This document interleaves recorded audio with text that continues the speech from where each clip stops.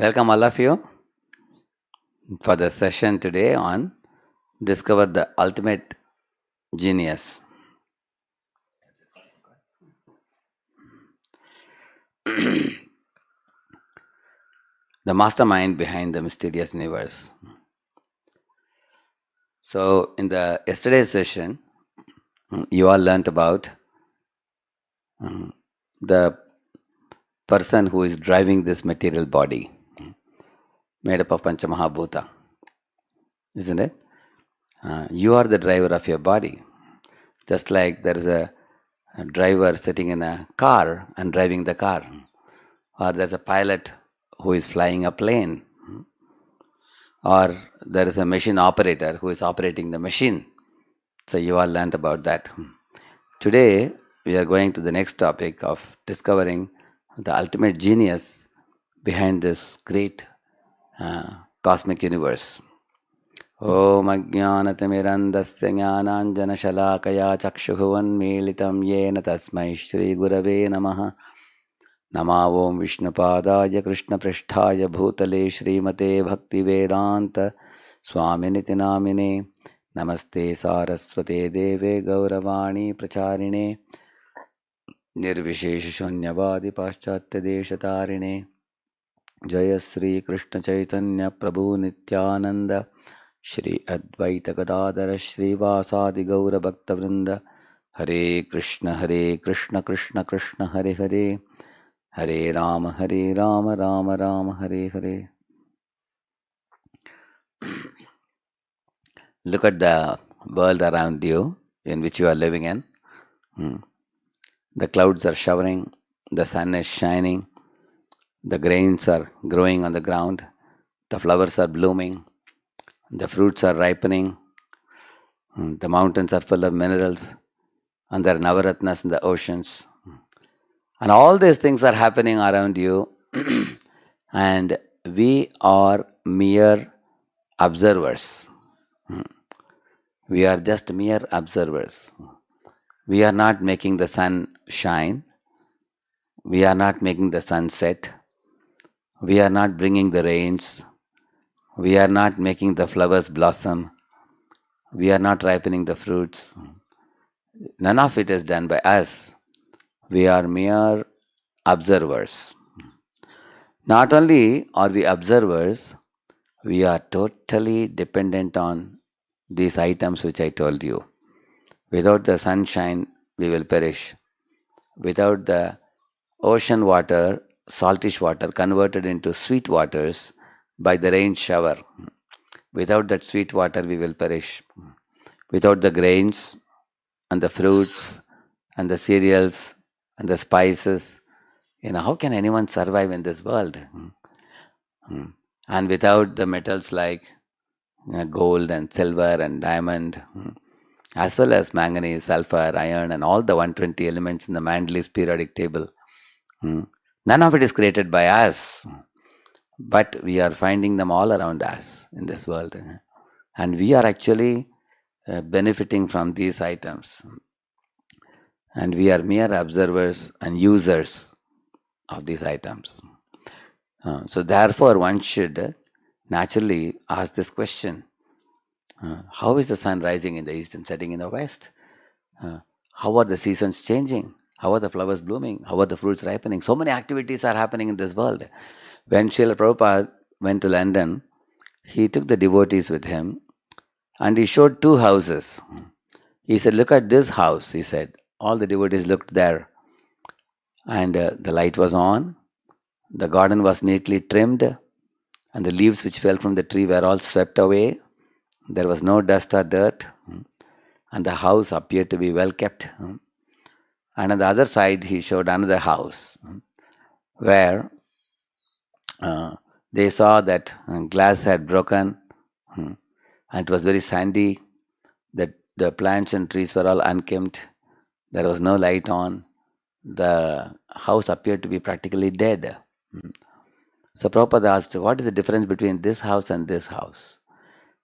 The devotee said, Prabhupada, this house is very kriyashil, very active.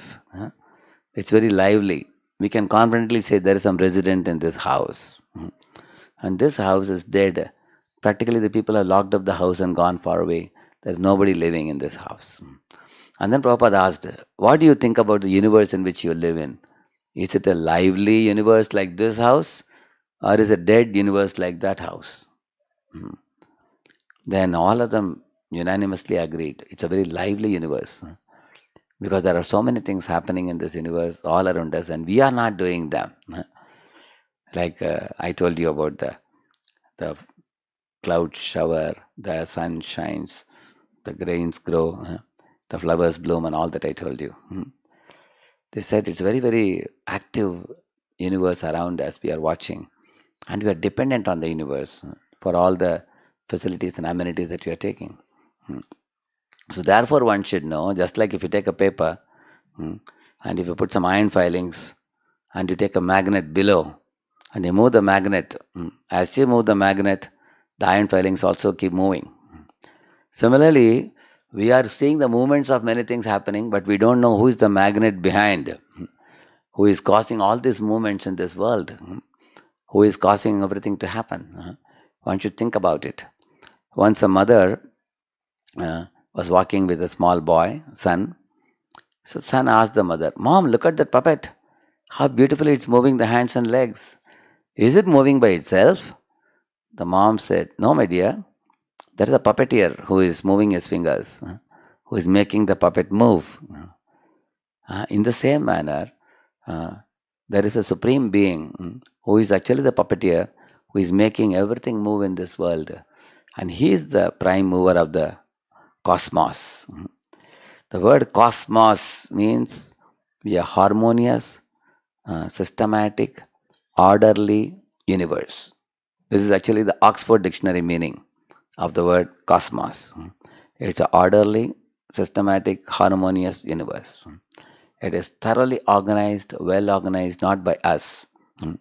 There is a great giant brain behind this universe, about which we will learn today, the ultimate genius behind this universe, who is actually orchestrating the universe, who is making the universe function very beautifully. And now we will enter this session to see it. You can show this.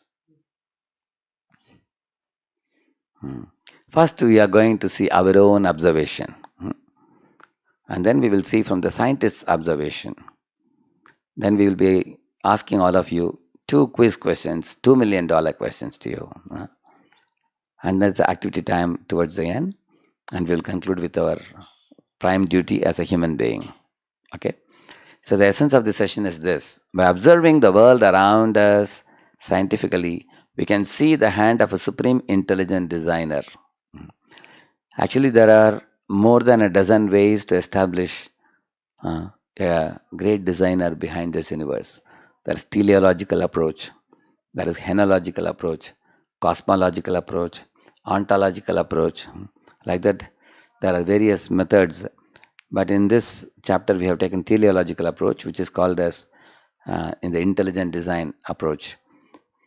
Actually, intelligent design approach was proposed many, many years ago. And then later on, like you all may be knowing, atheists like Dawkins tried to deny it. But again, scientists have come back to the intelligent design because they are seeing such compelling intelligence all across the universe that they cannot hide themselves behind the bush anymore. They have to admit the fact that there is a very powerful intelligent design behind this universe. So let us see, let us first observe from our observation. This is what I told you about the cosmos. So just as we are the soul behind our material body that you see in the mirror, similarly behind this cosmos, could there be a God who exists and who is controlling the activities of the cosmos? Just like a scientist throws a Sputnik in orbit, and then from a control room, he is controlling the movement of the satellite. Similarly, could there be a God who has put all these millions of planets in this universe and who is controlling it from some control room? We will see about it now.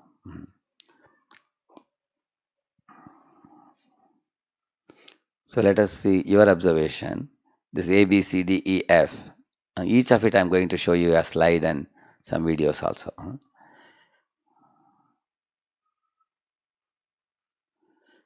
Uh, as soon as you see these pictures, immediately what the first question that comes to your mind?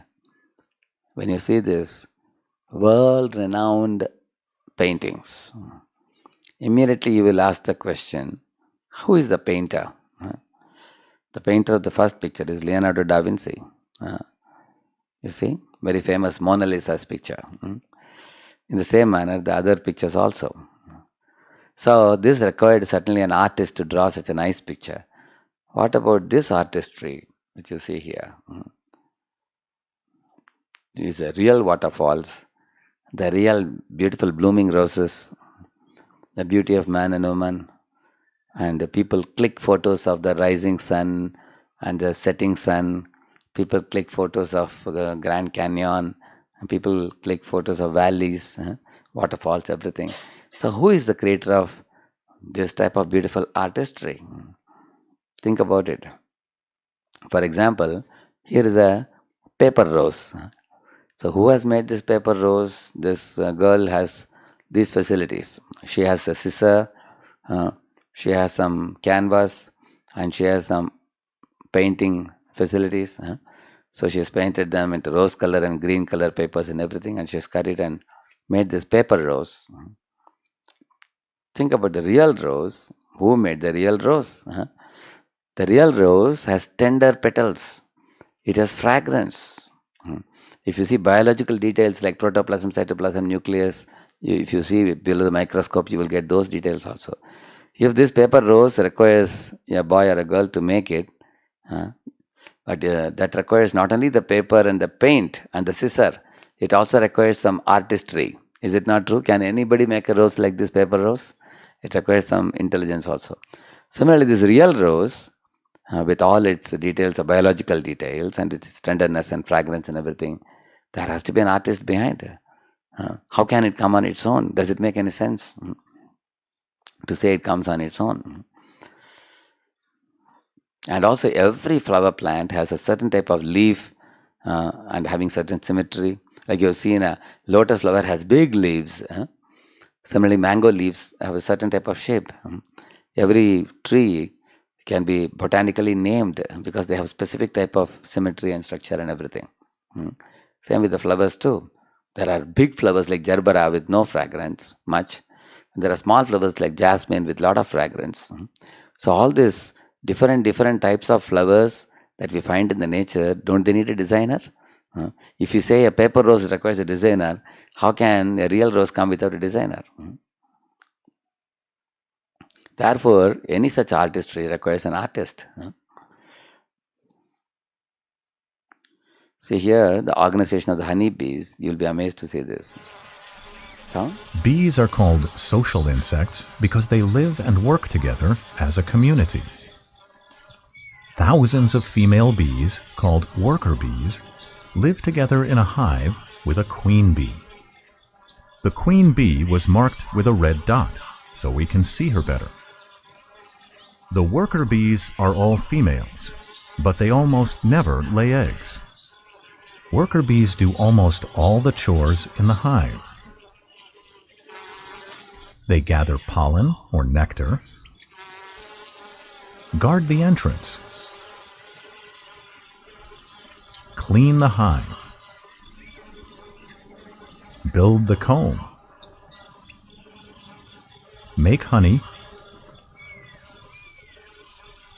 tend the queen, and feed the larvae. They even fan the hive with their wings to keep it cool on a hot summer day. So you saw a dozen activities they are doing. So if a man is very proud of his industries and corporations which are very organized, what do you think about these bees? So who is giving them the intelligence to organize their beehive? With all its so many details you can see, isn't it? So organization requires organizer, superb organizer. See, this is about a cobweb. Mathematician spiders. Compare Compared to their own sizes, spiders build very large webs.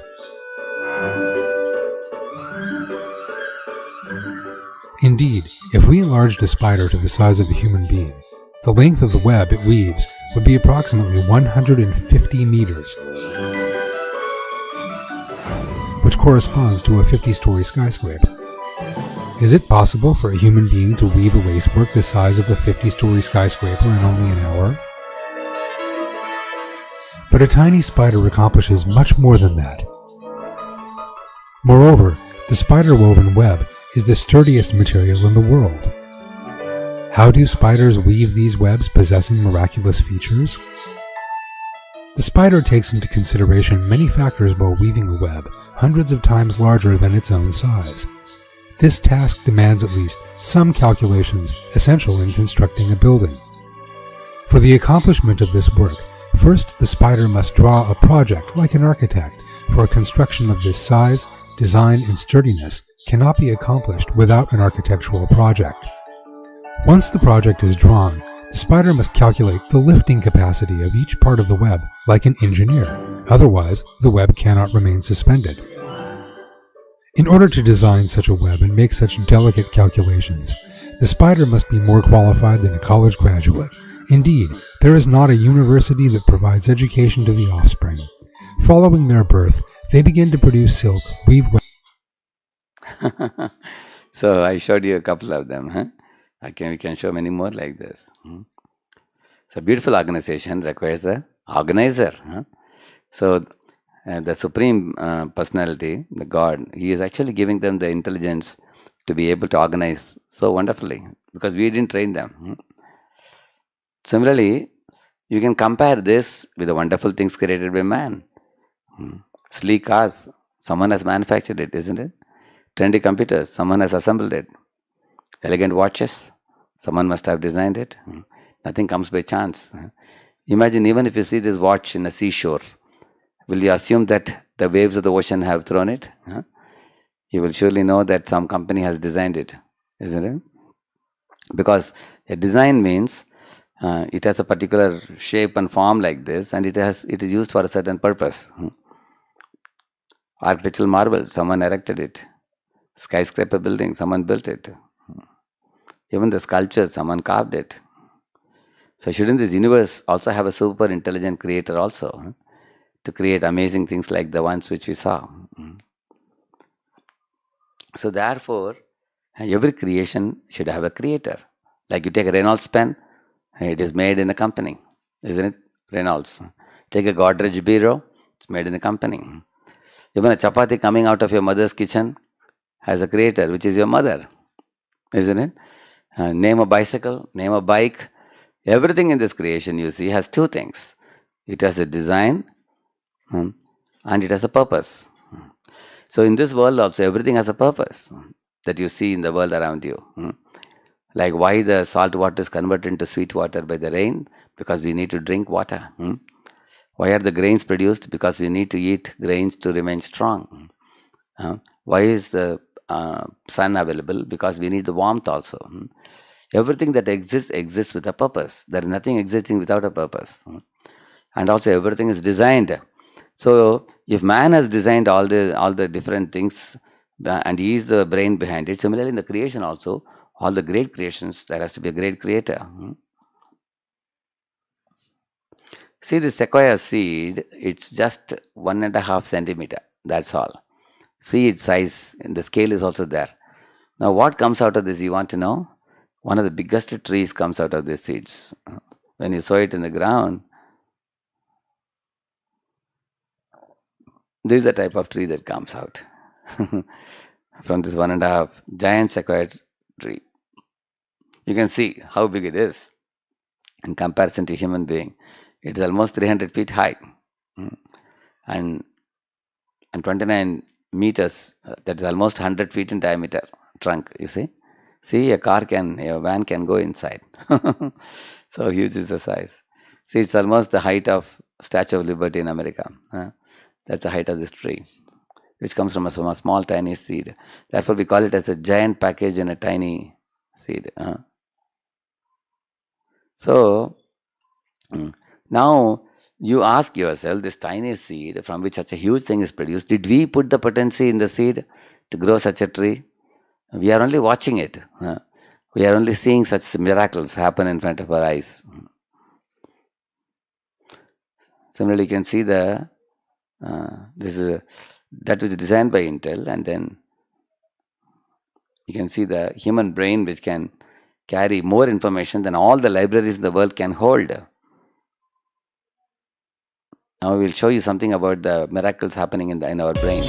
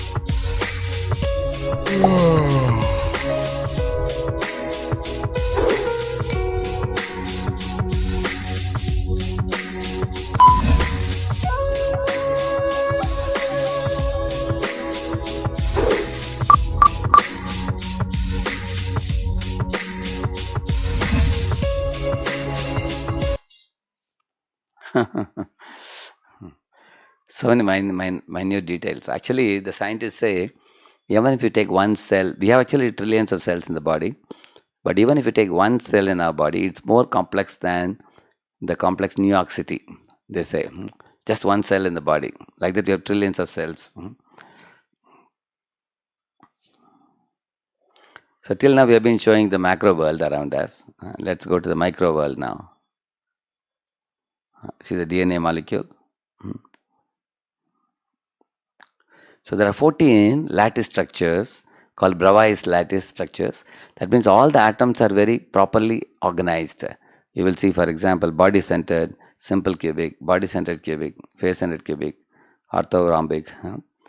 So these are all different structures in which all the atoms are arranged in different metals. And these are definite patterns. None of them is random. These 14 types of Bravais lattice structures are actually, like you all know very well, when Bohr gave the model, we can write about every metal as 1s2, 2p6. We can write structure for each metal. It is identifiable, which means the arrangements of the atoms and molecules are also very precise. For example, we will show here, this is graphite. You all know graphite is very light and it is breakable. And you can see the diamond, which is number 10 in Mohs scale, the hardest material in the whole world. It is the hardest. Just see, graphite is porous and easily breakable, whereas diamond is the hardest and practically unbreakable. But you can see, and why this change happened? Because of a slight molecular change, which clearly shows that there are very precise molecular arrangement. If you slightly change the molecular angle also, a sweet smelling substance can become pungent smelling substance. And the color of the substance changes simply by slight change in molecule. So precise is the arrangement even with dead matter at the microscopic level. Yeah. So in this way, there's a meticulous design in the micro world. Now, when we throw a satellite in orbit, there are many parameters to be controlled. If you see, 24 hours round the clock, there are people in the control room monitoring it. Like you will see, these are the critical parameters. They have to take care, otherwise you can't run a satellite. See, there are 7 factors given here. You see, there's a whole control room. Who will do what? Just for one satellite. Think about it. How many planets are revolving in this universe? Think about it. See, this is the weight of the Earth.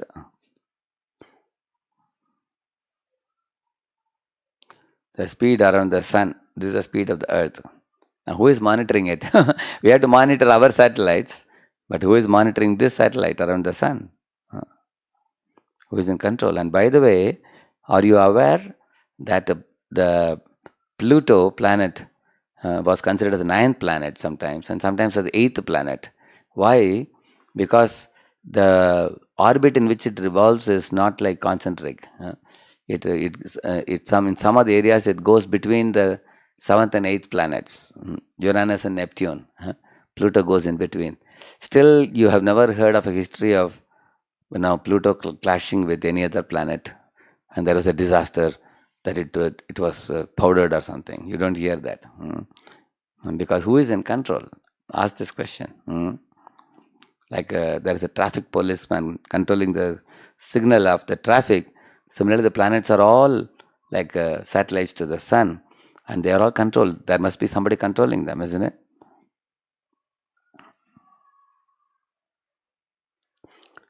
See this Fibonacci, very, very important. Andrex, what happened?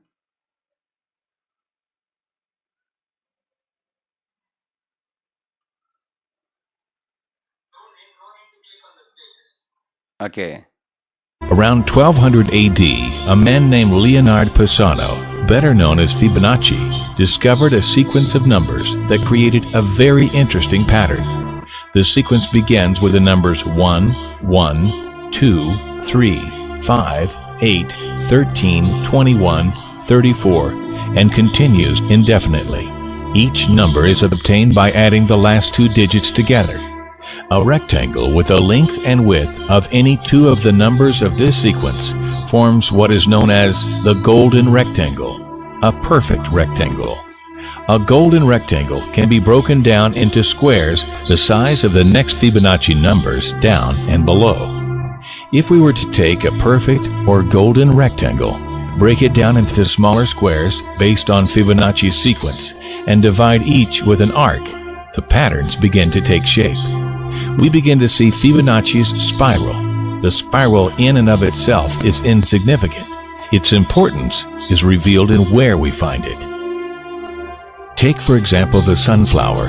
The display of its florets are in perfect spirals of 55, 34, and 21, the sequence of Fibonacci. The fruitlets of the pineapple create the same spiral based on the sequence. The pine cone does the same. As currents move through the ocean and the tide rolls onto the shore, the waves that bring in the tide curve into a spiral that can be mathematically diagrammed onto a plot at the points 1, 1, 2, 3, 5, 8, 13, 21, 34, and 55. Buds on trees, sand dollars, starfish, petals on flowers, and especially the nautilus shell are formed with this exact same blueprint. With each segment of growth, the nautilus adds to itself one more value on Fibonacci's scale. This blueprint can be seen around us on a small scale every day, but the greatest example of all is directly above our heads. At an average of 100,000 light years across, even the spiral of the galaxies above us are formed with the exact design that the tiny shell is formed. This sequence or blueprint appears to be the trademark of a designer, a proof of a creator, something left behind indicating the one who was there, a fingerprint. As we scan our universe from the tiny flower to the awe-inspiring galaxy, we see the fingerprint of God. You say, isn't it miraculous, isn't it? So this is called as God's signature. Why? Because you find this Archimedean spiral, you find the Fibonacci's equation, you find it in a sunflower, you find it in the ocean wave, you find it in pineapple, you find it in a seashell, you find it even in the galaxy above. So you can see how precisely this universe is constructed with intelligence. So the design, all these designs implies a designer. Otherwise, how can you have this design? Have you ever seen any design coming on its own? Ask yourself. If somebody says, for example, you go to Ashok Leyland or Bajaj Auto Company, there are two doors. In one door, you put rubber, glass, you put iron, steel, all these different items, plastics, everything you put. Other side, you find a beautiful big vehicle, lorry coming out. Or you find a Bajaj Auto vehicle coming out. So ready-made vehicle, neatly made. Do you think it will come on its own? Huh? Do you think it's going to come on its own? Hmm? Hmm. So, in between, there are so many people involved. Their brains are involved, designs are involved, isn't it? Huh? From making such a design. Similarly, I showed you many examples now within this universe.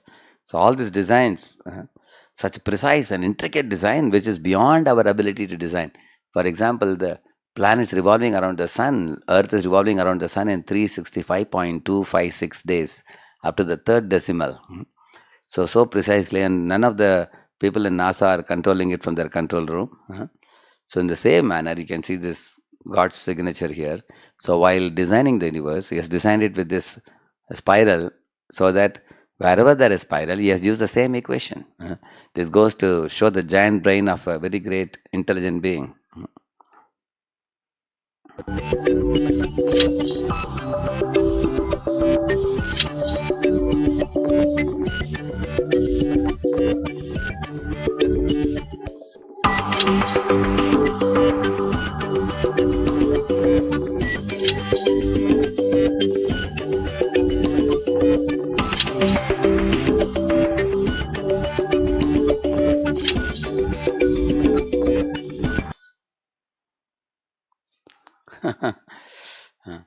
Again, sun is another very great planet. Ashesha Teja, it is said, it is giving out unlimited amount of heat and light since the dawn of creation till date. You can see that. So much energy, but behind the energy there is always energetic. If a stone comes flying into your room and hits your television screen, what is the first question you will ask? Immediately you will stick your neck out of the window and ask, "Hey, who loaded this stone with, the speed to come and hit the screen?" Isn't it? So the energy carried by the stone is actually flung by a person who is energetic, who is throwing it. So behind the energy there is energetic always. So the sun has so much energy, which it is giving out. So who is energetic? Who has put it there?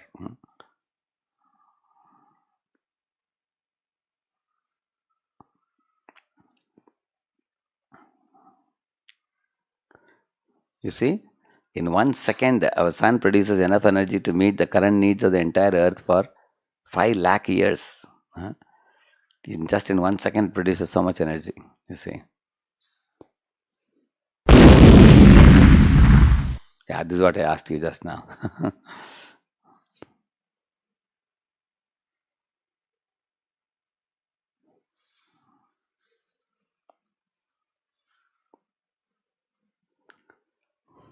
See, for example, your college, you say that it starts at 9:30, but somebody has made that law, isn't it? Your college principal has made that law. Similarly, in India, you keep your car to the left, and in America, you keep your car to the right. Why? Because there is a traffic police. They have made this law, and you have to abide by the law. Otherwise, you are punishable, isn't it? Similarly, in cricket also, there are many rules, when you play, but there is International Cricket Council which has made the rules. This is actually Mendeleev's periodic table. We call it periodic law. You don't call it periodic chance. You call it periodic law. When the apple fell on Newton's head, the first question he asked is, why does the apple fall down? Why not go up? Then he discovered the law of gravitation. Similarly, there is law of physics, law of optics, laws of thermodynamics, zeroth law, first law, second law of thermodynamics. In every world, whether macro or micro, there are laws. So the flawless laws in this world, they have to have a lawmaker. If your college starts at a certain time, your principal has made the law. Similarly, we have cricket laws. Similarly, we have traffic laws. These are all made and floated, isn't it? Same way, the universe has many, many laws. Excuse me. So the flawless laws imply a lawmaker. So actually, there cannot be laws without a lawmaker. You tell me a law where it exists. Like for example, we have many rules. If you don't do this, then one is punishable. For example, the jail is a place where the thieves are arrested and put. They have their laws. So even for those who are good and law abiding, there are laws. Like we showed you, you have to write the examination at a certain time. You have to not copy in the examination. And if you cross this much score, then you get distinction. Otherwise, if you get this many marks, you get a first class. Similarly, in a company, when you are working, there is promotion, there is demotion. And all these things are made possible by some person above. Nothing happens by chance. Therefore, every law has to have a lawmaker. Now ask this question. Somebody is beautiful, somebody is ugly, somebody is handsome, somebody is not, somebody is stinking rich, somebody is poverty stricken, somebody is highly educated, somebody is labor class. Now, who decides who will be what? Like you see here, such disparity in society. So you may have a question, is it by chance? For example, what we all choose, like you all chose to become an engineer or a doctor or a lawyer or a chartered accountant, you chose it. You also subsequently choose a job. You also choose a spouse, husband or wife. So we all choose these things in life. Of course, you can choose a model car, what model car you want to have.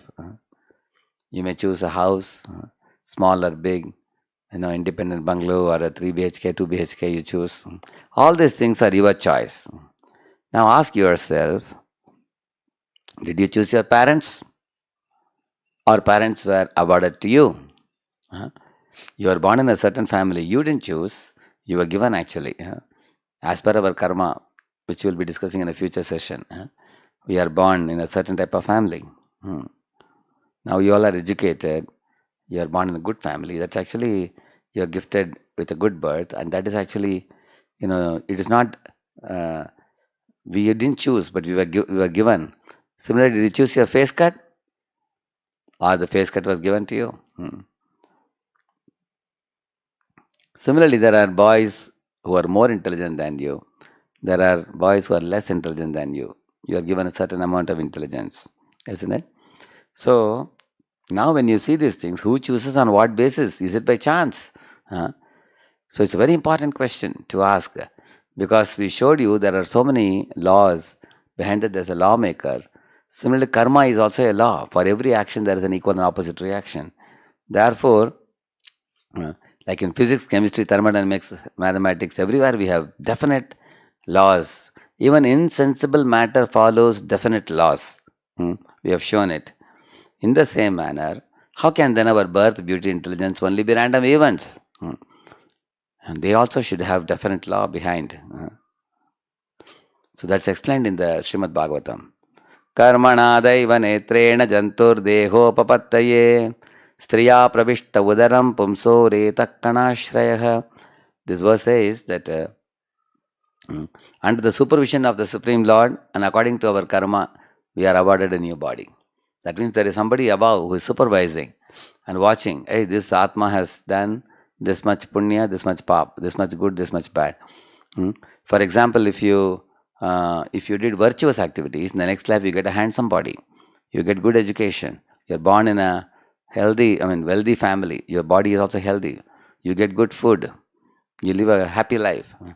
If somebody has performed sinful activities of illicit sex and meat eating, gambling, intoxication, then they are born in a slum or somewhere.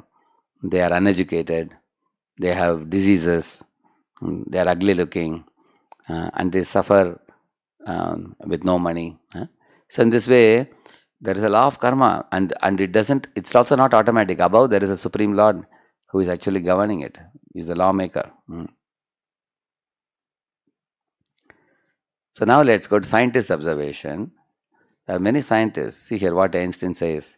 The Lord God is subtle, but malicious he is not, he says. So Einstein, if you see in the Google search also, you'll find Einstein many times have expressed interest in knowing how God created this universe, this marvelous universe. He always admired and wondered and appreciated. Schrodinger's talk is a very long one, but a very, very meaningful, sensible one. Basically, what he is saying, although science has progressed a lot, it cannot explain about what is red and blue with our eyes, what is bitter and sweet, what is pain and pleasure, beautiful and ugly, good and bad, God and eternity. Science cannot say anything about it. Basically, for example, if you give me gulab jamun, I would say, oh, delightful. It is delicious, I would say. Whereas a robot cannot say how a gulab jamun tastes. Similarly, if I show you a beautiful painting, you will say, oh, such a beautiful painting. But a robot cannot appreciate the beauty of a painting, the sweetness of a melodious song, the taste of gulab jamun. Or when you come on a hot sunny day into air-conditioned room, you feel the warmth. You feel the nice cold room, very nice. So all this Shabda Sparsha Rasa Rupa Gandha, he says that these perceptions which happen in us due to consciousness, these are practically unknown to science, he's saying. So that is his main basic statement. So this is Lord Kelvin. If you think strongly enough, you will be forced by science to believe in God, he says. Actually, Sir Isaac Newton had a friend. One day his friend came to meet Newton, and Newton showed him this gyroscope, which you see here. This gyroscope actually moves. The sun was in the middle, and all the other planets would revolve around 9 planets. And his atheistic friend was admiring this model. He said, hey, wow, this is wonderful. Who made this gyroscope? Who made this model? So Newton joked with him. He said, oh, this model just came by itself. He said, came by chance, he said. And his friend asked, hey, come on, don't joke with me. How can this come by chance? I want to know. I can also have one model like this. Tell me who made it. So then Sir Isaac Newton asked him a brilliant question. You can't even agree that this small model of gyroscope cannot come by chance. How then can you assume that this great universe with such finest details can come by chance? Is it not ridiculous? He asked him. Nothing comes by chance. Like, when you go to the airport, the door opens. You ask a child, how does the door open? The child says, by chance, because I have to go inside. Door is opening. But an intelligent person knows there are sensors, pathway of which is blocked, therefore it opens. Like first time when I went to airport, I wanted to wash my hand in the washroom. So I asked the watchman, hey, you have the wash basin, but there is no tap. How to get the water? He said, just put the hand, water will come, he said. But I said, but what is the use of putting hand without opening the tap? I asked him. Because both of us are foolish. I thought there has to be a knob to open. And that fellow didn't know how the water comes. He said, I don't know anything, you just put hand, water will come, he said. Anyway, I put the hand and water came. And subsequently I understood there are sensors on either side.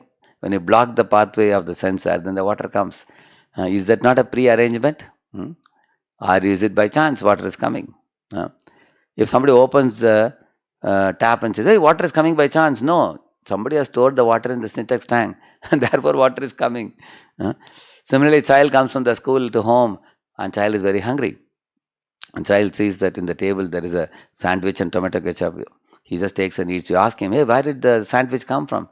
He says, because I am hungry, the sandwich is there. Can he say that?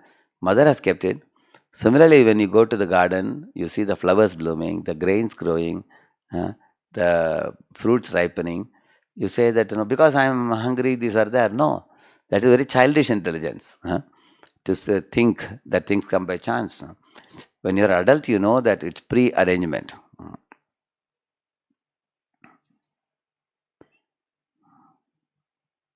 Yeah, this is Isaac Newton. This most beautiful system of the sun, planets, and comets could only proceed from the counsel and dominion of an intelligent and powerful being.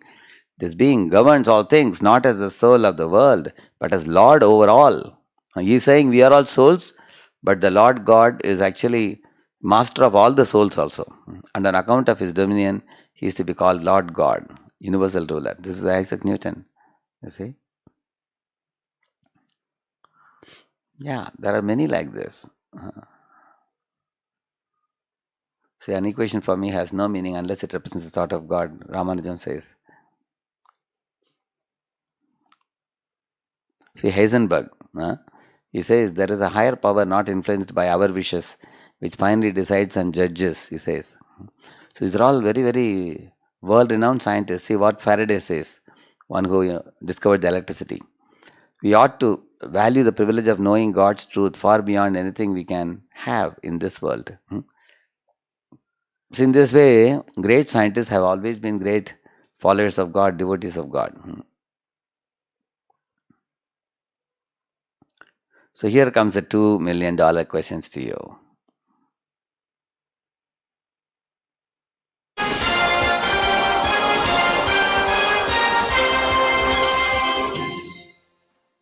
Yeah, what's the origin of the universe? Is it Big Bang or Big Band or intelligent design or chance? So we showed you through all the various slides till now how there is a very great intelligent designer beyond this creation. And most people who don't know about him think that this world is meant for eat, sleep and be merry, or eat, drink and be merry, or just make money, increase your bank balance and one day leave it and go. And the bank balance remains behind. Either money leaves you or you leave money. Some people think there is no purpose for this world. They think it is absurdity. Therefore, some people commit suicide, not knowing the goal of life. Actually, the whole universe is created for a definite purpose. I will tell you very briefly now. You see, when you get sick, there is a hospital. You go to the doctor, and the doctor administers medicine, and you get healthy. And again, you can lead a happy life, isn't it? Similarly, originally as souls, we are all healthy and pure in a higher plane. But from the higher plane, when we got sick, we have come to the lower plane. And once we again get healthy, we can go back to the higher plane again. Just like the rainwater is pure, but when the rainwater touches the ground, it becomes muddy pool of water. But you can put it in a desalination plant and again purify it. Similarly, we have become impure now. How do you know we have become impure? Lust, anger and greed are three prominent viruses in our mind. Lust means I want. Adamant desire for the prohibited things. Those things which are not good for us, we are very adamant. Like Ravana was adamant for Sita. Similarly, children are adamant for Cocoa chocolates. That adamant desire for the prohibited, that is lust. Greed means I want more. Endlessly I want. That is greed. And anger means why I can't get it? Why do you say I can't get it? Like that. That is anger. So these three animalistic urges are always pushing us. Always in our heart we can see that. Lust, anger and greed. Out of these three also there is one which is lust. When lust is not satisfied, it becomes anger. Like imagine a small boy goes with his mom to a shopping mall. He's asking for, Mom, I want Cocoa chocolates. But mom is giving him an orange or a banana. What do you think he will do? He will throw it, fall on the ground and wave his hands and legs. Angrily, he will shout. So when you don't fulfill the adamant demands, then you become angry. When it is fulfilled, if she gives him 3-4 gems in the hand, better eat it and be satisfied. Do you think he'll be happy? He will tell her, give me the whole packet and give me 4 more packets until all my teeth are fallen fully. So that is called greed. So from lust, anger and greed, they both come. Therefore, the root bad quality in our heart is lust only. Lord Krishna says this to Arjuna. And that lust should be transformed into love. So lust is represented by Ravana and love is represented by Hanuman.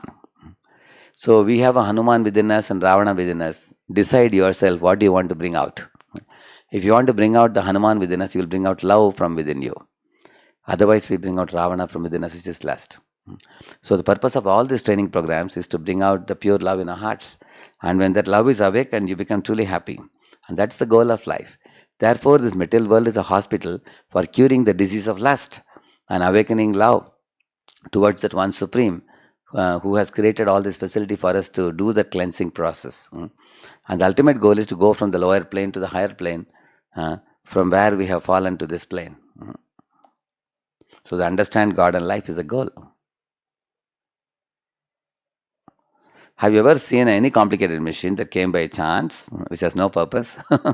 See, here is the universal testing machine. You go and ask, you know,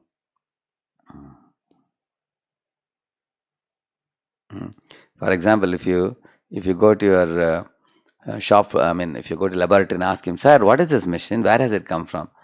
Actually, you know that machine might have come from Germany or something, and the purpose is, tension test or whatever. But if the laboratory man tells you this machine came by chance and it has no purpose, won't you think he's nuts? Huh? He's gone nuts. He's crazy, isn't it? Huh? Similarly, the universe is such a highly complex machine, which we showed you some sample of it. How can anybody say this complicated machine came by chance and it has no purpose?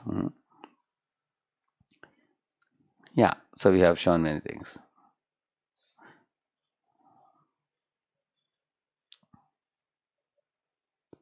So, see, according to Big Bang theory, everything began from a point of infinite temperature, infinite density, infinitesimal in size, physically indescribable, mathematically unverifiable, beyond all conceptions of space and time. He says, what kind of scientific theory you can ask yourself? It is physically indescribable, mathematically unverifiable. So here the faith is not eliminated, faith is given a new garb. You can see that.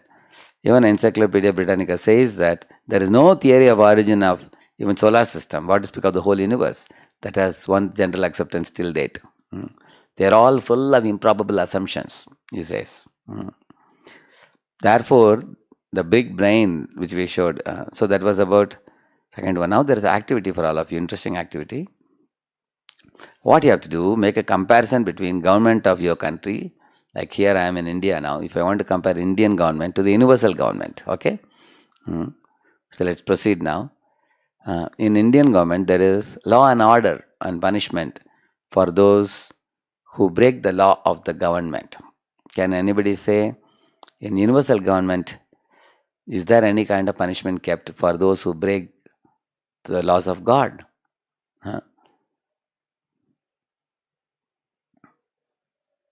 You will find for every action there is a reaction.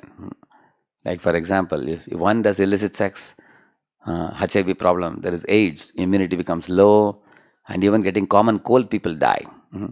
Somebody is eating tobacco, they get ulcers in the mouth. Somebody smokes cigarette, they get cancer in the lungs. Somebody drinks liquor, they get liver problem. At the same time, if somebody does good things, for example, you do yogasanas, or you do pranayam, then you become healthy. Isn't it? You eat vegetarian food, then you become more healthy. That means the universe is so designed that when you do the right thing, you get better. When you do wrong things, we are punished and not allowed to go in that wrong direction for a long time. Second one is health ministry. Every government should take care of the health of their citizens. Similarly, in this universe also, to take care of our health, what is arranged by God, if you see. There is Ayurvedic herbs, Jadibuti. If you read Charak Samhita, you will see thousands and thousands of herbs are available on the surface of the globe. God has arranged for every disease there is a medicinal herb available. Just see the amazing creation. Similarly, there is electricity and lighting arranged by the electricity board, isn't it? This universe also is a dark universe. So how is lighting arranged? For all people to benefit. Like one day night I was flying in a plane.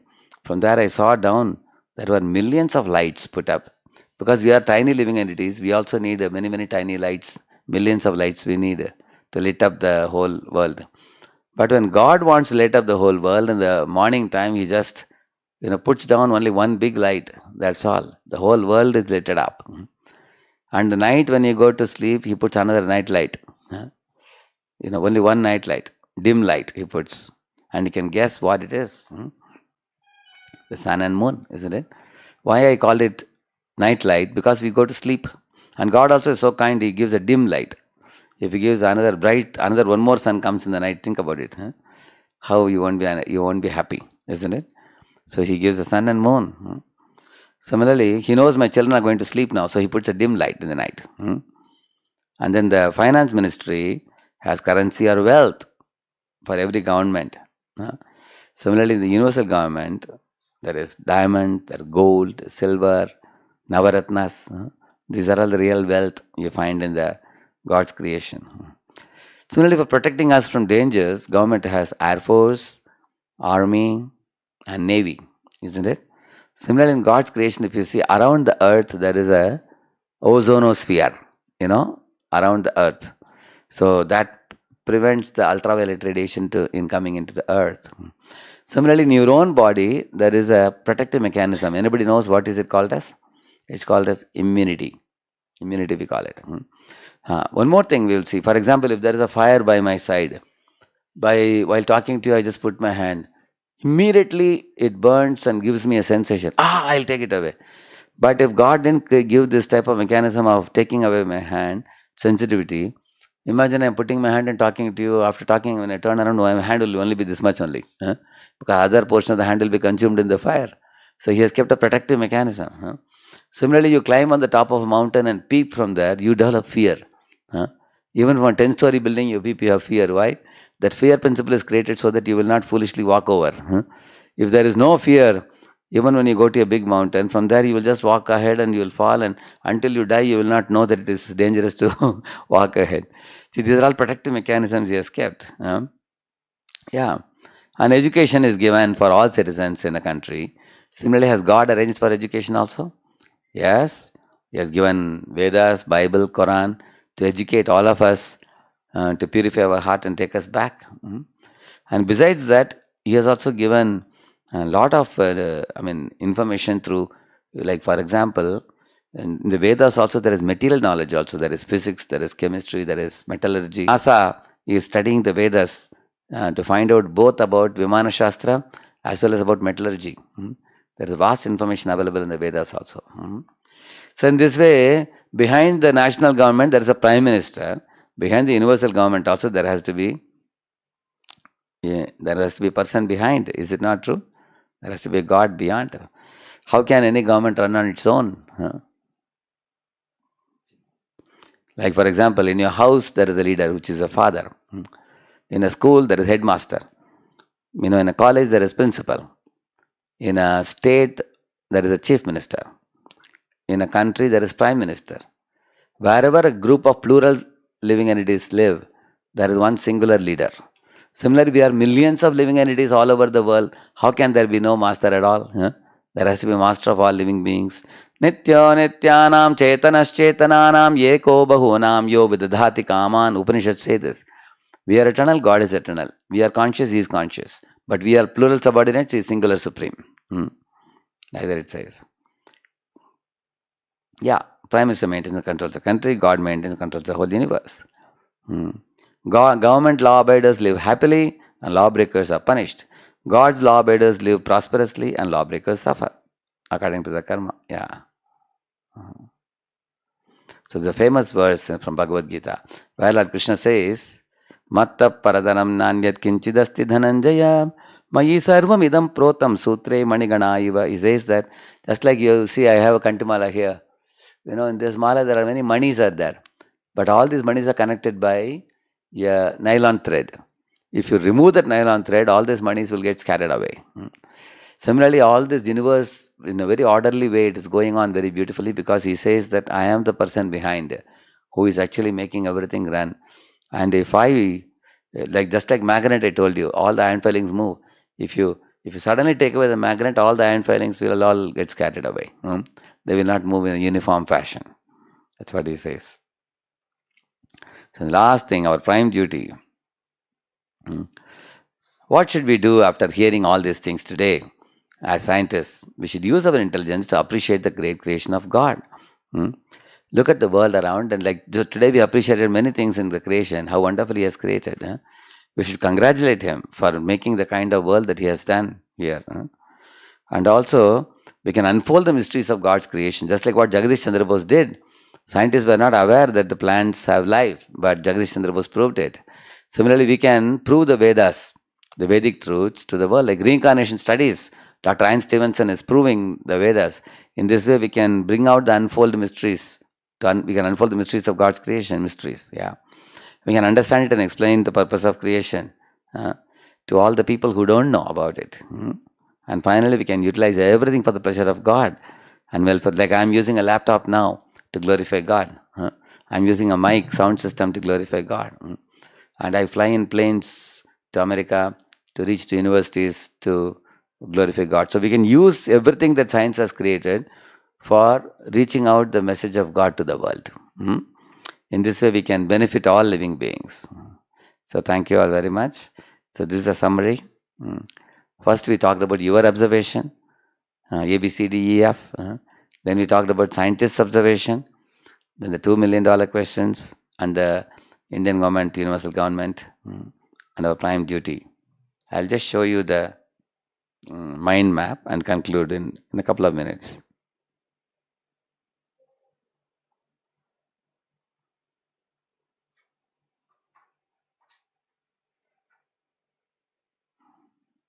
So, okay, I'll make it a little bigger for you. So we began with this. Sorry, we began with this one. Artistry, isn't it? Rose. And then beautiful organization, the honeycomb. And creation implies creator. Sleek cars, trendy computers and all that. Different creations have a creator. And then design implies designer at micro level and macro level, isn't it? And then energy implies energetic, that is the sun. And then flawless laws, physical laws, chemical laws, everything has a lawmaker, isn't it? And like the rules of cricket, traffic, college, everything has a law. And there are laws of physics, optics, everything. So there has to be a lawmaker behind even the beauty, ugliness, all those things. And then after that, this is all our observation. And then there is scientist observation. So we told you about what various scientists say about God. And $2 million questions about the whether this universe came from a big bang or a big brain. Yeah. Explosion only creates destruction. It doesn't do anything constructive. Have you ever seen, you had a big bang explosion and a beautiful housing colony came about? Isn't it? Yeah. And then purpose of God, understanding of God and life is to actually cleanse the heart of lust and transform our heart into love, like bringing the Hanuman out of us instead of Ravana. Yeah. And then, of course, you can't say chance, because chance here is foolish and childish, because as we explained with multiple examples for you. And then the national government, universal government, with that we concluded. We showed a similarity.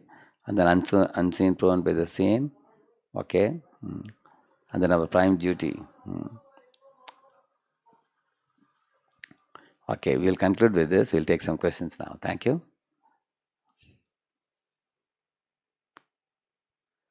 Krishna, we are very grateful to hear from His Grace Radhesham Prabhu on this very, very important topic for everyone, discovering the ultimate genius. We learned a lot.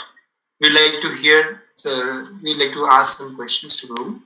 So devotees have asked these questions. Can Prabhuji explain in short about these approaches like cosmological approach and others? Okay, cosmological approach means like you have a father and his father had a father and you have seen your grandfather, isn't it? Now some of you might have seen your grandfather's father also. Some of you in India. But have any of you seen your grandfather's grandfather? You've seen? Really? Your grandfather's grandfather also?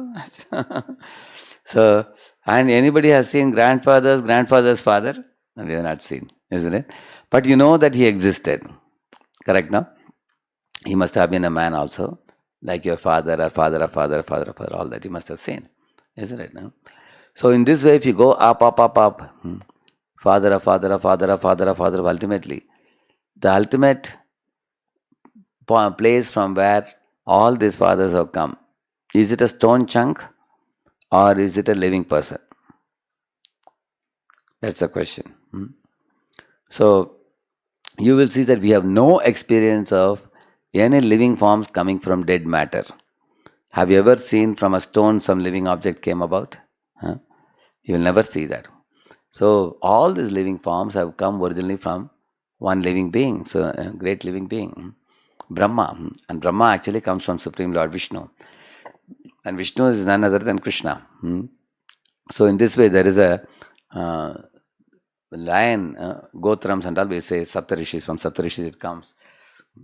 And this is our ancestral line. So that is actually called cosmological proof, that we can see that if you go, the living forms always have had an origin, which is the original living person. Yeah. And then there is henological approach. Henological approach means, like you will see that plural subordinates always have a singular supreme. I explained about that. That is henological approach. You will see that. Recording stopped. And also you will see that the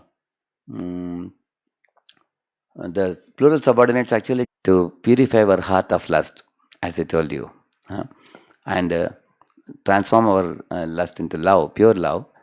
This is a time period given. Only in human body you can do that.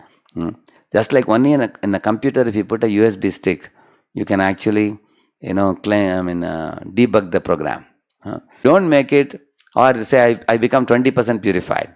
The next life I will start from 21. If you become 60% purified, then third life I start from 61. So why is God putting me through multiple living forms? Why is He doing that? There is a purpose for it. Just like if you take a marble block, and you chisel out unwanted things, then a beautiful murti comes out. Similarly, God is also chiseling out unwanted things from our system, from our heart, and then bringing out the beautiful personality. And once you become 100% purified, then you don't have to be taking birth, getting old age, getting disease and death. We can go back to that higher plane, Vaikuntha, from where we will never fall back again. So the human life cycle is given for us for that purpose, for cleansing the heart and going back to God. That's actually the goal of life, human form of life. That's the main purpose. Yeah. One more question. Hare Krishna. Should we be able to know what we were in the last birth? Actually, we can be sure that we were somewhere, and then we are carrying. We may not know ourselves because the remembrance remains till the age of 7 or 6 or 7. After that, gradually it fades away. One thing is for sure, that we didn't complete our term last time. Therefore, we have come here again. But now we can try our best to do the needful and proceed ahead. Yeah. Why the designer designed life and human life cycle? I already answered it. Achacha, he's asking the first question about life. Why has he at all designed this life itself? I'll explain that. Yeah. You see, imagine in a village, if there is a big zamindar, landlord, he has a huge big hall in his house, and is living all alone. There's nobody around. Wouldn't life be boring? Living all alone, doing nothing himself. But imagine if he has a wife and he has a dozen children, small and big, all of them colorfully dressed. They are making noise, they are laughing, they are joking, they are eating together, they are playing. So the whole house becomes very colorful. Is it not true? Similarly, God eternally has expanded himself into tiny living creatures like all of us. Just like a mother and father produce children, and where they have 2 or 3 children, but God, He doesn't have to beget children like the way mother, father beget in this world. Even Vishnu, when he wants to beget Brahma, from his own navel he produces a lotus in which he produces Brahma on his own. He doesn't depend on Lakshmi for producing Brahma. Similarly, God actually has made all the innumerable jivas like us, and each of us are unique, and we are all uniquely skilled, uniquely talented, and all the jivas actually, if they align with Supreme God and Goddess, Bhagavan, Bhagavati, Swami, Swamini, as we say, Radha, Krishna, Lakshmi Narayan, Sitaram, they are like the spiritual mother and father, global mother and father, and we all are eternally millions of children. So the spiritual world is a very happy place where everybody is aligned with God. And nobody acts independently there. And being aligned with God, it's a very happy home. And you will know more as we proceed with the sessions. But when we turn away from God, we come to this world. And then when we suffer in this life, oh, why did God create this world? There is old age, there is disease, there is death. Actually, we have put ourselves in a very bad situation. Just like imagine a boy is given a facility by the father who is giving him money. Beta, go to that city, join this college, study well. The boy took the money from the father, but then He's going to the city and he's drinking and smoking and roaming in bike here and there, watching movies, and he fails in all the papers. And he tells the father, Papa, this college is so horrible.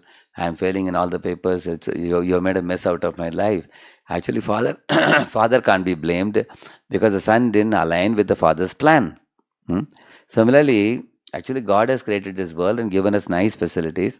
Right now, you all are taking advantage of these facilities and coming closer to God one step, and that is real intelligence. But there are other human beings who are misusing the facilities and going several steps away from God.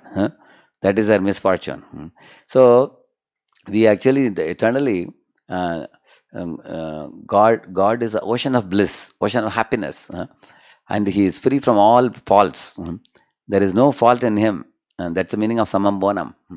And by connecting with Him, we also become very truly happy. Just like in this world, even saintly people live a very cheerful and happy life when they become free from vikaras, like Kama, Krodha, Madhula, Moha, Matsarya, and they connect in devotion to God. Even they become very, very cheerful by that connection. Similarly, every living being has that same opportunity. That's the goal of life. Next. Who created God? Actually, God is beyond the time domain. Beyond the time domain, there is no flow of time and there is no change. He has been existing eternally. He will exist for all time to come. Not only God, even we also. We are never born. We never die.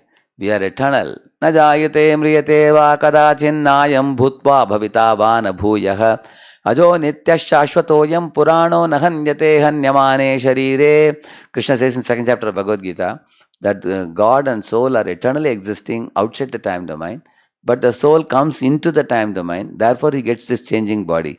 You are not changing, the body is changing. Just like you see childhood to boyhood to youth to old age, and the body falls away, and the soul doesn't change. The soul just goes to the next body with a subtle body in which he stores his desires. Then he goes third body, fourth body. But once you become perfect, 100% perfect, then you go to a place which is beyond time domain, where there is no birth and death. And nobody created God, nobody created soul. God and souls eternally exist, just like sun and sunshine. Eternally. Sun and sunshine are existing. Similarly, God and souls are eternally existing. Yeah. And they are outside time domain, where there is no change. There is no birth and death there. Yes, next. If God has tiny parts like us, then why God is going through this cycle himself in form of tiny parts if he is itself everything? We are not God. We are not God. We are like a tiny golden earring, but God is like a gold mountain. Jivas are not God. We are children of God. We are naughty children, so we are here. Good children are there. So we can also go and join the good children and be with God, aligned with Him. God is not suffering. We are suffering. We have become independent of Him. Like for example, your father produces two sons, and he sends both of them for education. One son does good education, earns a good degree, and gets settled in a job, or runs the father's business. Father is very happy. There's another son who is a naughty son, a mischievous son, who goes out and he does mischievous activities. He doesn't study well. He spends all day playing or getting into bad habits and everything. Then he creates a bad future for himself. In America, one father had two sons, and the father was a heavy drunkard. They were billionaires. And he died because of too much drinking only. So the staff reporters asked the first son and second son. First son became a very big high court magistrate, highly educated, highly respectable in society. He never drank even one bottle also in his life. And the second son again became a drunkard like the father. And when reporters asked the second son, why did you spoil your life like this? He said, what can I do? I have such a bad father. He was telling. But the first son told that I learned from the father not to drink. He said, because by drinking he ruined his life. I learned. So in this world you can see, even if you are born in a family with a lot of bad cultures also, if you are fortunate, you will take the right choices in life.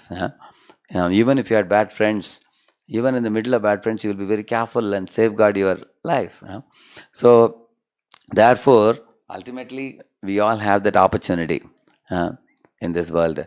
And we have to actually become good children, and we have the chance. Yes? Why do we need to do karma for getting our needs to get completed while animals get it directly depending on nature? Yeah, actually, in only in human body you create fresh karma. In animal body you work off your karma. Uh, and animals have no karma. They only eat, sleep, mate, and defend like machines. They act by instinct. Uh, Animal's body is meant for sense gratification. Human body is meant for self-control and for purification. In animal body you cannot purify your heart. Animals just work out. For example, if I have 5 animalistic desires, I will go into those 5 animal bodies, and by default, I'll come back to human body again. And then in human body again, I'll be given a chance to make a choice. For example, even in our country's law, you will see, say, if a dog is crossing the road in a signal improperly, the dog is not punishable. Or a bull. If a human being crosses improperly, he'll be fined. Similarly, if a dog is running behind a she dog, the dog will not be punished with police. But if a man catches a girl's hand and girl is screaming, she's crying, immediately police will catch that man's hand and put him behind the bars. You can see that. So, similarly, a dog or a cat can wear no dress and wander on the road. But no human being will be allowed to wander on the road with no dress. You ask the police, they will not be allowed. So you will find that for human society, the culture is expected because human beings can actually think and act. They have that ability, and the same thinking should be applied in understanding the goal of life and the God who is beyond this cosmic machine. Yes, and by study of scriptures, we will come to learn. Next, What are perfect soul? yeah, perfect soul means purified person, completely purified. Which means, for example, say you have a viral fever. So 3 days or 4 days you take antibiotics, and then fourth or fifth day you get well. Completely correct, no? So sometimes even after 4 days you have got cured of the fever, but still the body has weakness. It's convalescent period, we say. Another couple of more days you relax, and then you get up. Then you are fully healthy, isn't it? So when you have fever, you are doing activity, but all the activities are all painful. Like you're coughing, continuously coughing, you're vomiting, and you have to drink only some soups, and body is very hot, tongue is very bitter. You also suffer, and people who look at you, they also suffer, actually. They feel pity for you also. So we do activities, but activities are all painful. Similarly, in this world, when we don't know about God, don't know the goal of life, we are like a sickly person, feverish person, suffering like that. And then after we start taking the medicine, 3-4 days you get cured. Then there's a convalescent period, where after 3-4 days you get cured, but you are not healthy yet. Your body is like a balloon without air. You are very weak. They have 2 days. Similarly, you find some people become free from this world. They get moksha. But in moksha also they have no activity. They are liberated from the sufferings of this world. But 0-0. It's like negative access to 0-0. It's like that. Many people in India want to go to moksha. Moksha platform is an inactive platform. But then when you become healthy after 7-8 days, that is positive access. When you are really dynamic, then you enter into the spiritual world. Then, as I told you, the higher plane, I told you, there the soul is very active. Just like a healthy man can eat a big plate of food, he can play football, he can go for jogging. So you become a healthy soul. That's a purified soul, fully purified soul. So there is negative access, there is 0-0, there is positive access. Similarly, in a family, also husband, wife, the quarreling, negative access. If they live in 2 separate rooms, that is 0-0. They have no quarrel but peace. But if they go to positive access, they are happily staying together lovingly. Similarly, the soul also can become purified soul, completely 100% purified. Yes? How is Raj Yoga different from Krishna consciousness? Yeah, actually Raj Yoga is called Satchakra system, raising of the Kundalini Shakti. There are many conditions for you. If you are following Raja Yoga, you have to leave the body in the daytime, not in the night time. You have to leave the body in Uttarayan, not in Dakshinayan. These conditions you have to follow. If you die, if the soul leaves the body in the night, then he has to come again in this world. If he leaves the body in Dakshinayan, July to December, he has to come again. Plus, while leaving the body, the person has to block the anus, all the other holes. Otherwise, if the soul goes through the anus, one will get animal body. So, if the soul leaves through the eyes or the ears, mouth or nose, then he may get a human body. But the Rajyogis are supposed to elevate the Kundalini Shakti and elevate the soul to the Kapala, here Brahmarandra, and break the Kapala, and then they can go to any planet they want, which is not a very easy thing. But the Bhakti Marga is very easy. We are like children dependent on the parents. You chant Hare Krishna, you take prasadam, you read Bhagavad Gita, you stay in the company of devotees. And by doing all these things, you do everything in God's account. Don't act independent of Him. Whatever He says, do it, you do it. Then Krishna says to Arjuna in the Bhagavad Gita 8th chapter, Vedeshu yajneshu tapasu chaiva daneshu yat punya phalam pradishtam atyeti tat sarvamidam viditva yogi param sthanam upaiti chadyam. Krishna is telling, my dear Arjun, whatever benefits Karma Yogi, Jnana Yogi, Ashtanga Yogi, Raja Yogis get, all those benefits you will automatically get by becoming my devotee, as the Krishna says. You don't have to worry about what time you leave the body, when do you leave the body. I will take care of you. I will take you back to the spiritual world, like the Krishna says. Yes. God does something every time to maintain equilibrium. Can we say that God brought COVID to maintain equilibrium? Yeah, actually, in one sense, we can say when first time tsunami came, scientists said that the ocean has no history of swelling beyond its brink, because God has already put an order to all the oceans everywhere in the world. It will never swell beyond the brink. But scientists said there is an environmental disorder, they said, due to which this tsunami came. Similarly, when man goes against God's laws, namely aborting millions of children, boys and girls are nowadays uniting freely, and when the child pops out, they abort the child. Similarly, they're killing millions of cows with big machines. So this is against natural behavior. It's actually a very terrible, horrible, heinous act, both these actions. So therefore, the nature has to respond. The nature is personified by Durga. So the nature responds. How does Durga punish the sinful living entities? Sometimes she creates wars between two countries where mass of people are wiped out. Just like a teacher may call two students and tell them, you catch his ears, you catch his ears. Like that they may catch here and sit down, stand up, sit down, stand up, do some 100 times. Like that she sometimes creates war between the countries like that. Or sometimes she brings some pandemic like this.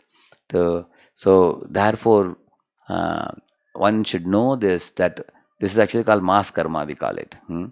So we should be careful not to go against nature and God. First of all, we should know what are the laws of God and act accordingly properly. Yeah. Next. Is astrology true? Does it depend on one's karma?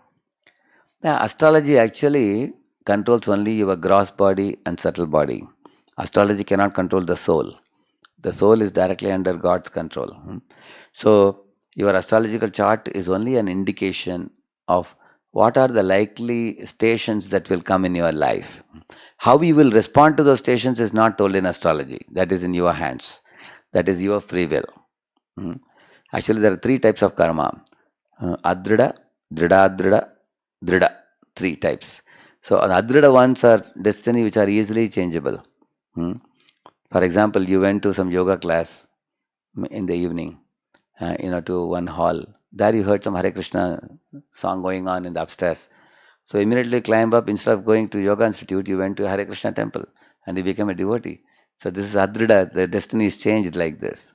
Very easily changeable.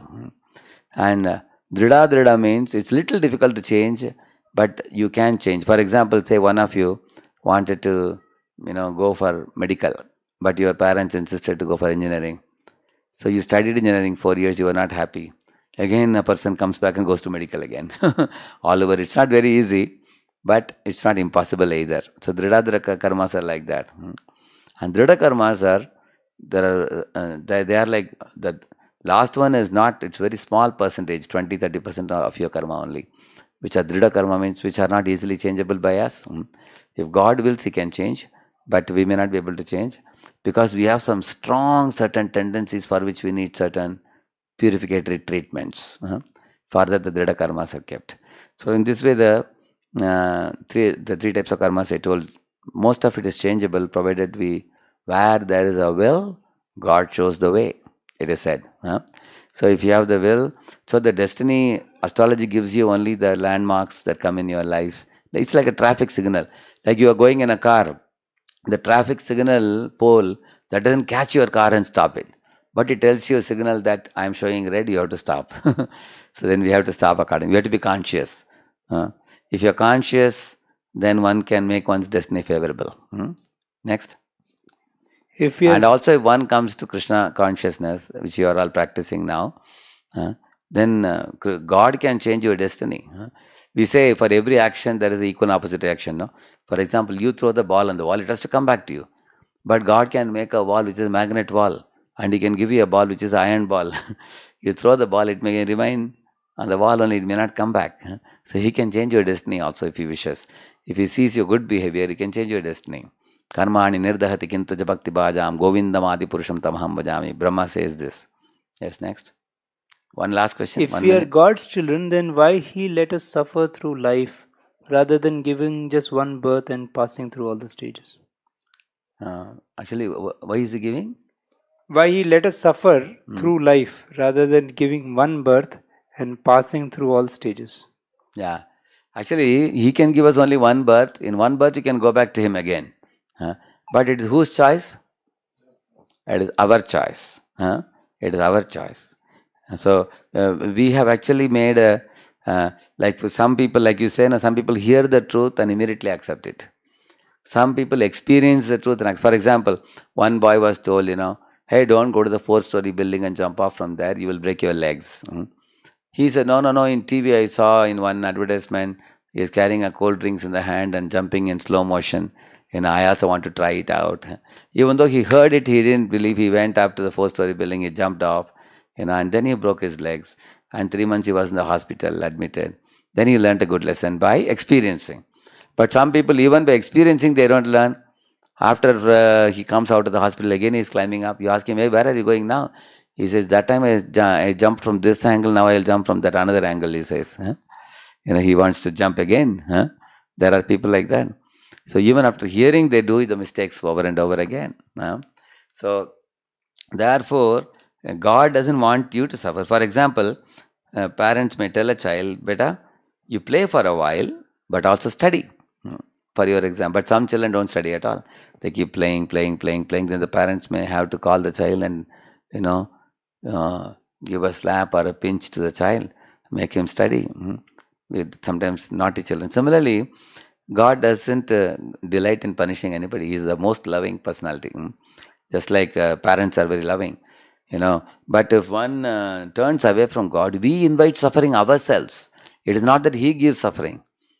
Like a mother tells a child, beta, don't touch the knife. No, I want to cut sabji. He says, no, you are a small baby, you can't cut sabji. When you grow up, you can do. Don't touch the knife, she says. Then the child goes to touch the fire in the gas stove. Hey, beta, don't touch it. The child says, no, but it looks like a beautiful blue color flower. He says, no, it's not a flower, it's a fire. Don't touch it, she says. The child is wondering, you don't let me touch the fire, you don't let me touch the knife. Okay, I am going out in the road. Hey, you can't go out in the road alone. So then the child thinks that why my mother is putting so much restriction. But those restrictions are for the good of the child. Similarly, or the mother may see that despite my warning him, he is not listening. So the mother may slap the child and say, sit down in one place. She may say that. Similarly, God sometimes has to arrange for punishments to protect us only. It is for our protection He does it. What delight can He derive in punishing? He actually wants to see us all back in the spiritual world very happy. So I'll conclude with this. And your doubts will get cleared as we proceed to the future sessions. Okay? Thank you all very much. Hare Krishna.